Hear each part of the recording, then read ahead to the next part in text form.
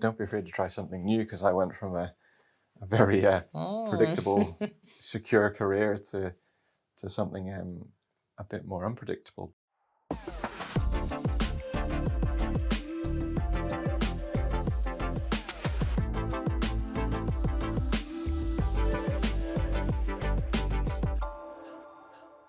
Welcome to the Silent Epidemic by Omniotherapy. I'm your host, Hatice Mehmet-Quirk. Today I'm joined by Nick Maybin, the CEO of Animo Digital, a strategic consultancy helping companies navigate the complexities of emerging digital ecosystems, especially in the evolving Web3 landscape. Nick brings deep expertise as a C-suite executive, Web3 consultant, and non-executive director across fintech, healthcare, and e-commerce. His work bridges innovation and governance, helping companies build sustainable, forward-looking strategies in fast-paced sectors. Nick, welcome to the show. Thank you very much for having me. No, thank you for joining us. So let's begin with your journey. What's inspired you to step into the world of digital innovation and ultimately lead Animo Digital? So my journey is not traditional. I grew up surrounded by my family's business, which is still going quite a niche business. It's ceramic supplies, and I watched my dad work 100-hour weeks, and he essentially pros and cons to that. But my sister and I, we both went down the road of studying to be professionals. We both studied as dentists. And why dentists specifically? Well, I suppose broadly, I like fixing stuff, and as a dentist, you get to diagnose things and fix things. A lot of other medical professions, you get to do one or the other. You get to diagnose and send it on, or else be the fixer. And it had that kind of slightly more family-orientated balance than maybe a full-on doctor would have. And job security, you can work pretty much anywhere in the world. There was a lot of pros, but when you go into it thinking those things, it's very different when you get there. I was a practicing dentist for 11 years. Always liked kind of technology in the digital space and dabbled in blockchain-based medical records. That took me down a rabbit hole, looking at things like Bitcoin, and ultimately that led to me working in the digital asset space. A few things, timing of COVID, had a lot of trouble with my back over a period of a few years, and just reconsidered all my options, and led a few digital businesses, and then ultimately started the consultancy. Right. So you saw your dad sort of working really long hours, building up a business, quite laborious, I expect, as well. Yeah. And that inspired you to pick a profession and stick to it almost, in terms of, you put your compassion of fixing things and helping people together, followed the dentistry route, which it sounds like you did for a number of years. Yeah. And then a side hustle perhaps took you down a different path. Yeah, essentially. At the time when I was having back trouble, I was based in the Isle of Man. And that is an interesting place in itself, because you meet lots of people from all walks of life managing all sorts of businesses. E-gaming's a big thing there, and there was a lot of kind of crypto crossover at the time. So I knew lots of people that were launching interesting projects, doing interesting things, and had some early involvement in some of those. And so that gave me, I suppose, the foundation and a little bit of confidence to make the leap. There's not many people leave a profession where you've spent many, many years and a lot of cost getting the qualification. It's interestingly, a lot of some of my friends have. My sister was a dentist. She's no longer a dentist. I've recently just helped one of my good friends sell his dental practice. He's going to move away from the profession. I don't want to bash dentistry, but it's not in a great place, certainly in the British Isles. But it wasn't an easy decision, but I'm glad that I made the call when I did. Sounds like there's something to be said for dentists and burnout, right? Definitely, yeah. Right. Yeah. Is it that you need to work long hours? Is it? It's multitude of things. So you go through dental school and you're very focused on the clinical side of things and learning all the things you need to know to be able to carry out the work. But you get no training on the business side of it. Managing the staff, the marketing, all the regulatory dramas associated with it getting worse and worse. incredibly high rate of litigation in the UK especially.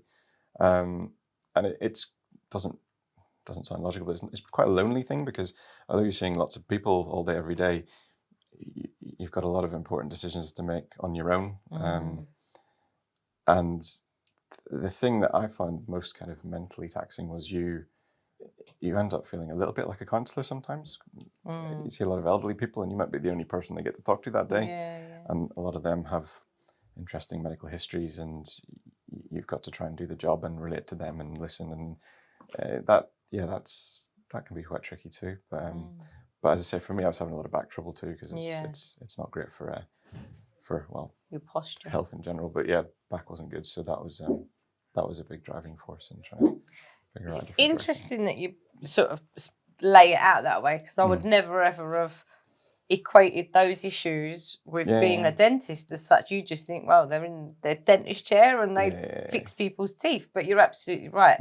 The running the business, the marketing side of things. I think regulation is a big issue in a lot of professions where litigation is up. It's on the rise, right? People are aware that, if something doesn't quite go as they want it or expected it, that, I know, I'll just sue, right? And all that pressure.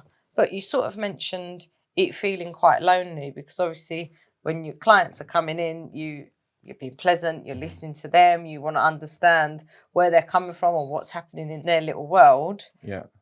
But didn't really sound like you had anyone to be able to offload that to yourself. I guess I was lucky. My wife was a dentist, and I did work with her.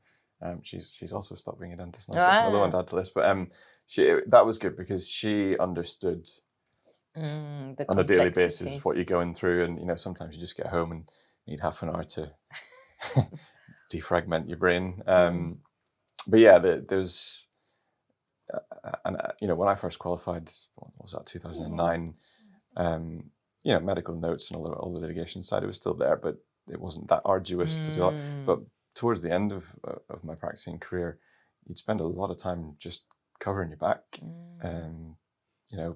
writing notes probably well into the evening, and trying to think about how you explain that to somebody and how you write that down, relay it. And that was it almost felt quite a negative defensive way of practicing, which is that's the nature of it these days, unfortunately. But sounds almost like you're writing the notes, but you're sort of looking over your shoulder as you're writing them, because you're not sure if it might come back to bite you if it's construed in the wrong way. You've got that balance of you got to write accurately, what you did, why you did it, what you explained, but by the same token, you don't want to write too much, because then you can head off on a tangent, and if anything ever did come, then that's more questioning. But I think the difficulty with dentistry, any surgical kind of thing, is there's not just one way to fix a problem, and you've got to weigh up the person, their understanding, their financial circumstances, time constraints, what you're comfortable doing, and try and holistically figure out the best way to treat them. And that's not always easy, and nothing is guaranteed to work, or a lot of patients expect, I've been to the dentist, they fixed this, I paid that much for it, it's going to work. Biologically, it's not always the case, and that's a bit of a disconnect between maybe a lot of patients and professionals. And a lot of pressure. Yeah, definitely a lot of pressure. It can be a rewarding job, and there's bits of it that I enjoyed. I really enjoyed the cosmetic side of it, not the I'll go and veneer all your teeth because you want them straighter, but old stuff that was failing, improving that or replacing that. I did enjoy that, because you weren't damaging anything that wasn't already, hadn't already had work done on it, but patients were very happy to pay for a good result, and that's a much easier relationship than somebody coming in that's got pain, that's probably through lack of education their own fault, and then resenting you for charging the money to fix the problem. So it was an interesting one to get your head around. Just it's a complex scenario, that everything you've got to weigh up. And the clinical work's, it's only half of it now, because there's so much going on around the edges. But it was it taught me a lot, though. I think it made me pretty good at reading people quite quickly, because you've got to suss out what's this person's level of intelligence, so you can relate and explain to them accurately. You learn a lot about the people. Do they turn up on time? Do they pay on time? Do they say what, or do what they say they're going to do? And and all that helps you to be pretty wily when it comes to sussing people out quickly, which helps me in the corporate world because you can usually spot the chancers fairly early on. Just a quick break from today's episode. If you've ever tried to get therapy, you know how frustrating it can be. You're finally ready to talk to someone, but you've been stuck on a waiting list for months. That's not how mental health support should work. Omnia Therapy makes getting help simple. You can book a session with a fully qualified professional in just 24 hours. No waiting, no contracts, just real support when you need it. And at £40 per session is actually affordable. If you're struggling, don't wait. Tap the link in the show notes or head to omniahealthgroup.com to book your session today. So I'm going to ask this question. You mentioned earlier about the whole veneer thing. So obviously that's a big thing in dentistry, right? All these people that are going abroad for cheaper dentistry. Yeah. And then the fallout that comes out from jobs that aren't necessarily done in the correct way or in a long-lasting way. Yeah, that I think that's the crucial bit, the combination of maybe not done to the same standards as we might expect here. And yeah, it's tricky because if somebody goes off and gets loads of veneers or crowns done somewhere cheaper, and then more often than not they'll have problems and they come to see you, then usually as well go back and see the person that did it, because once you touch it and get involved, then it becomes your drama that wasn't really your fault. So yeah, that is a tricky one. I think there's some very good predictable techniques and materials available, but unfortunately they're quite expensive. But yeah, I'm not an advocate for dental tourism.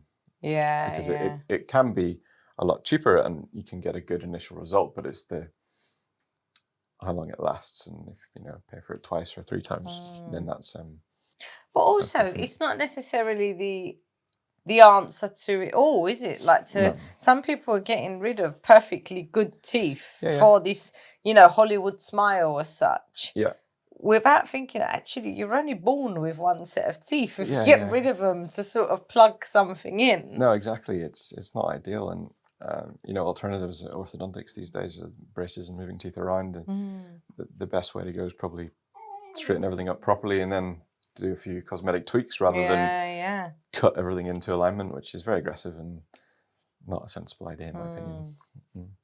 So obviously you've moved from dentistry, and I'm going to be completely honest with you, Nick.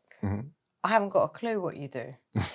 It all the Web3 and digital assets, and do you want to break it down a little bit? So in a nutshell, we've got this new sector, crypto, Web3, blockchain, all these things.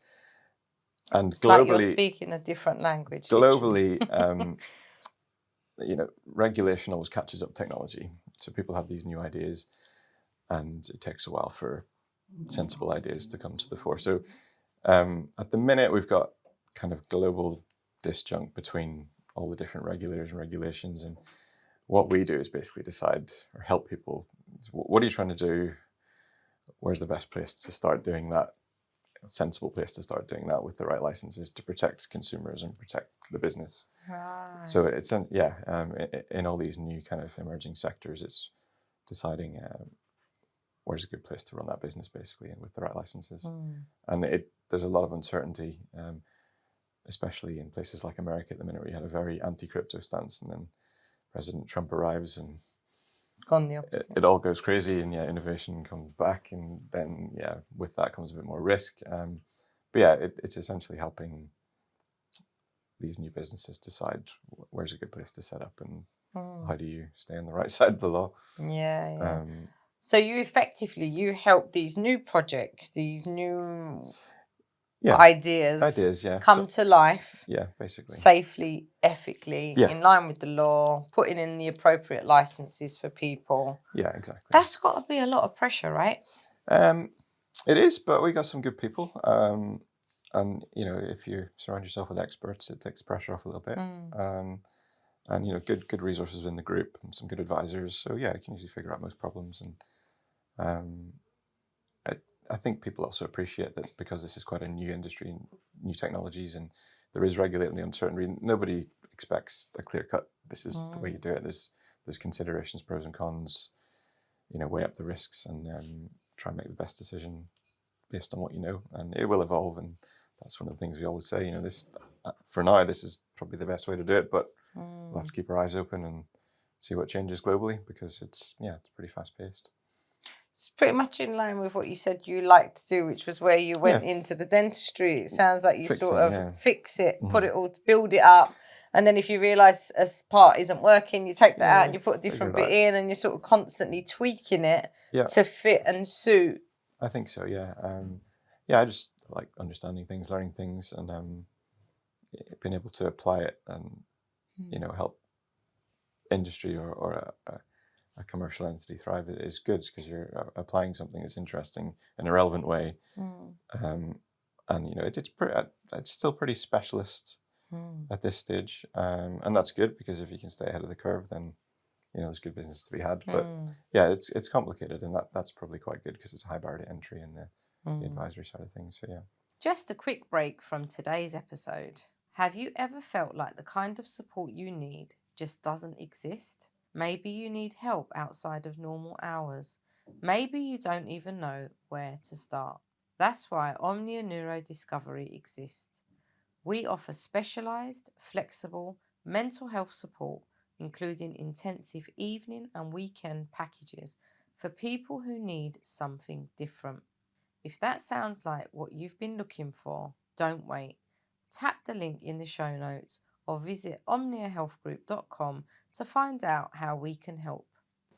So you mentioned earlier in the quickfire questions that you've been quite good at maintaining your work-life balance, and that helps you. Had my moments. Have you? Had a bit of a major kind of stress-related episode back when I was a dentist, maybe 10 years ago, where I did have to take some time off work to kind of reset, because that was too much. If you don't mind me asking, what did that look like for you? That looked like no sleeping, kind of background dread.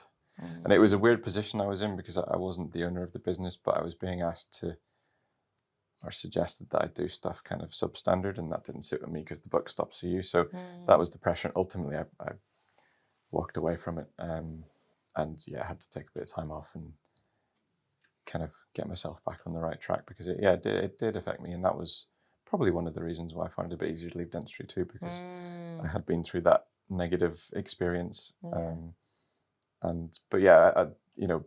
After that, I worked at a slower pace. I was fully private, so you could kind of a bit more on your own terms, and that was easier. And I had more time to do all the bits around the edge to keep myself sane, which are pretty important.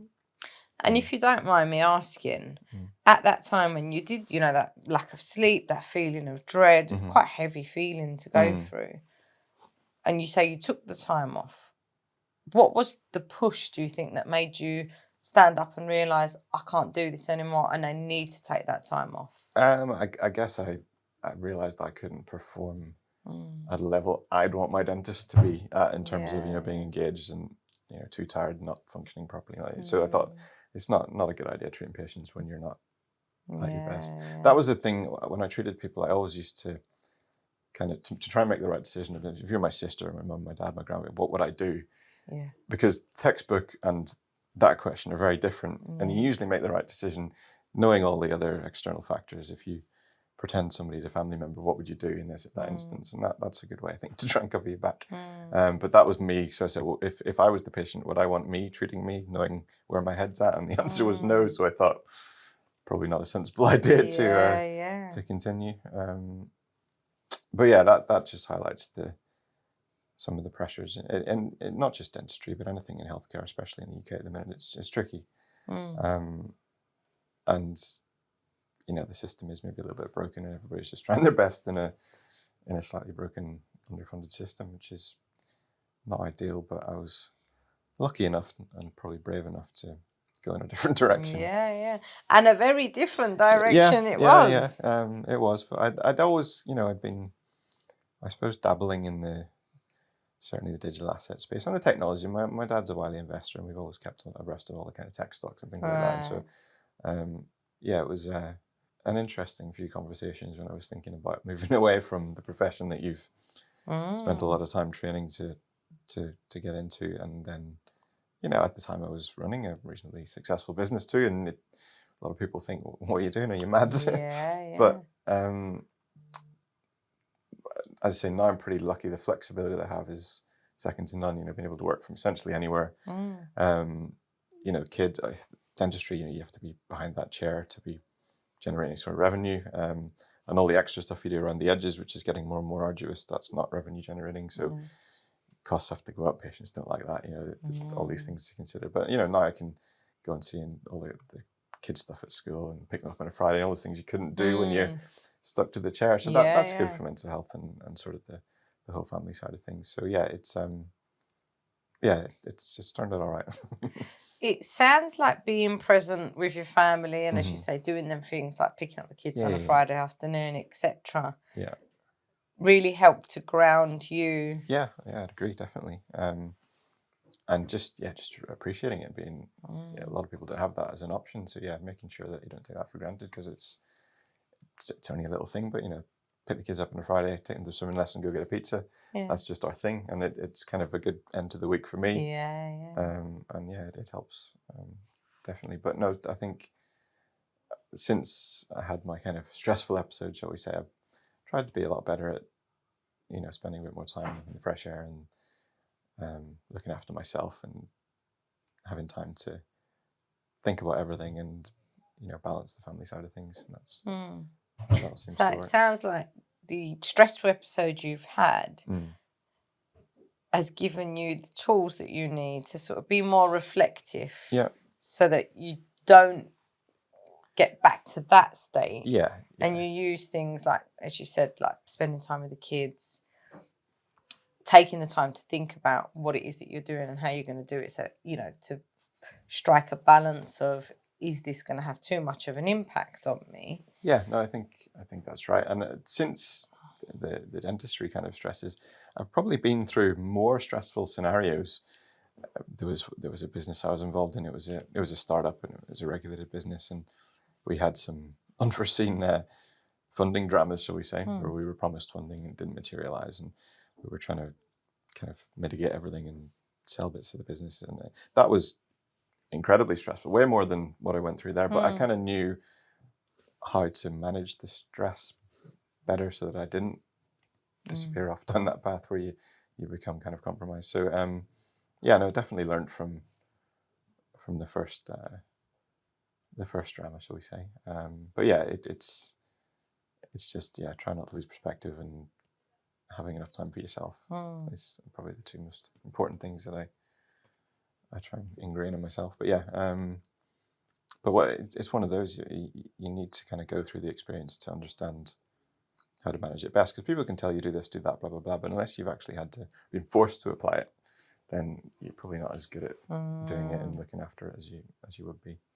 But yeah, it's dentistry, highest form of suicide of all the professions. Wow. Highest rate of suicide, sorry.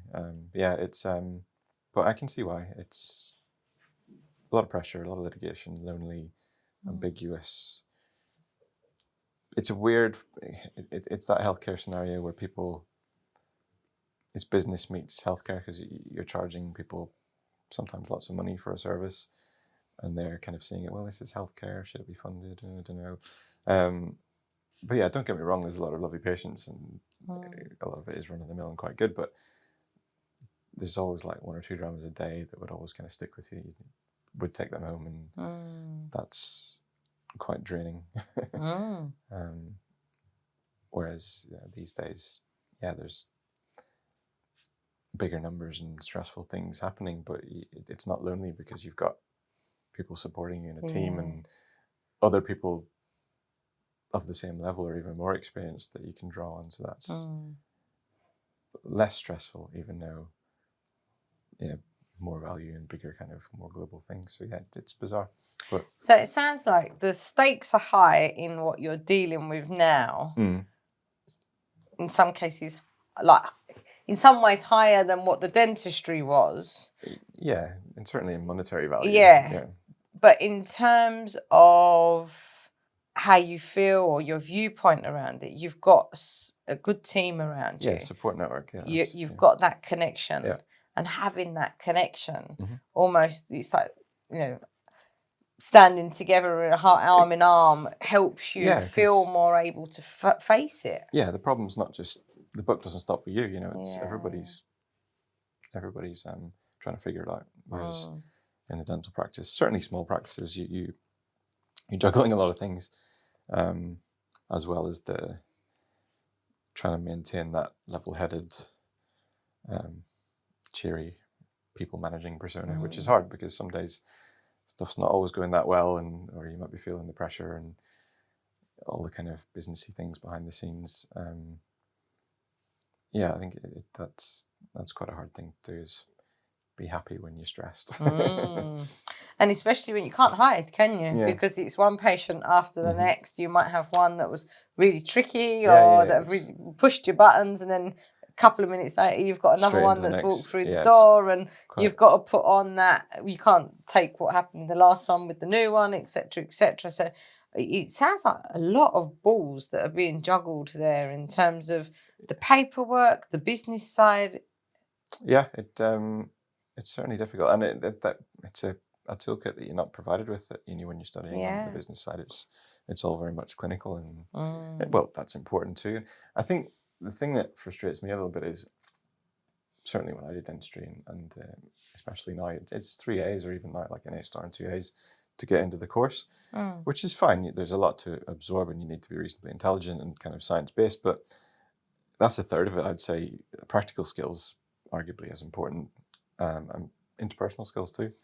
It's kind of academia, practical skills, and interpersonal skills. That's a good kind of clinical healthcare provider, because to generalize, some kids are very good at everything and do have lots of hobbies and sports and can get those grades, but there's a lot of them just be bookworms that probably don't have certainly the practical skills or the interpersonal skills, and then that becomes, there's a lot more litigation when that happens, basically, because managing people is a really big part of diffusing situations or explaining things properly. If you can't do that, then it's going to be even more stressful. So that maybe that needs to be looked at. I don't know.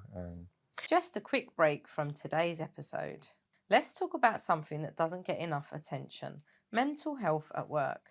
If you run a business, you've probably seen it. Stress, burnout, employees who aren't performing at their best because they're struggling. The problem?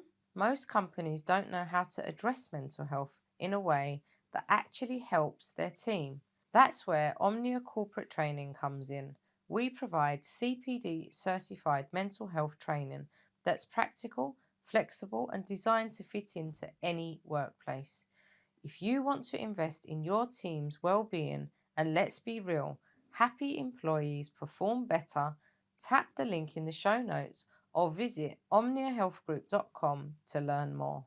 It's funny actually, because talking to you and sort of understanding the training side of things, as you say, like the clinical bit, it reminded me, I had a teacher on the show a couple of months back, and the teachers, again, they're not taught to manage children's mental health or even have any awareness around mental health when they're learning to teach, which I think is absolutely crazy. But it sounds like it's similar to what's going on in the dentistry, in that, okay, well, here's how you fix the teeth or identify the problem with the teeth, but no idea about how to manage the actual clinic or the practice. And that was certainly lacking. You do a bit on the sort of the interpersonal side and the people side, but not. It's hard to beat experience there because there's so many different characters. Walks of life. It was an interesting journey. But as I said, the thing I took away from it most is probably the reading of people, and coping with a highly regulated profession, which sort of transfers to some of the financial stuff. But reading people is a major skill in being any sort of healthcare professional, because it does determine how you interact with that person. And if you get it right, it's a lot easier. So you mentioned earlier on the quick fire questions that you're not really keen on hierarchies when you're working and stuff. Could you tell us a little bit more about your viewpoints on that subject? Yeah, I think we'll start on the dental side. So obviously, as a dentist, you're working with other staff in the practice, and the dental nurses work so hard, and they're busier than the dentist ultimately, because they're always doing the cleaning and helping prepare everything in between. And I think I learned pretty early on that if you have a respectful relationship there, everybody's life's much easier. And at the same time, if they weren't there, the practice wouldn't function. So there's no hierarchy there. That's as important a role as the clinical role, because without one, the other can't happen. So yeah, that was kind of where that started. But certainly more on sort of the advisory side and the corporate side of things, everybody's got their own strengths.